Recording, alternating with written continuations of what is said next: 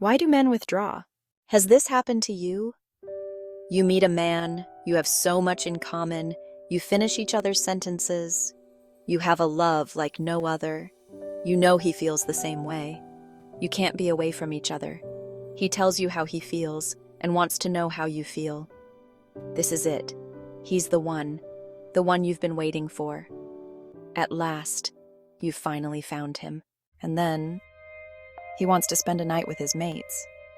He gets overtime at work and asks to do double shifts. There's a really great football game on TV he wants to watch. You're left wondering what he's feeling because he doesn't share that anymore. And you notice that his belching after dinner, which used to look manly and make you laugh, now seems disgusting. But you grapple with saying anything because you remember how you shared a laugh over it. And the way he takes up 3/4 of the bed, which used to make you feel wanted and cozy, now makes you feel squashed and annoyed.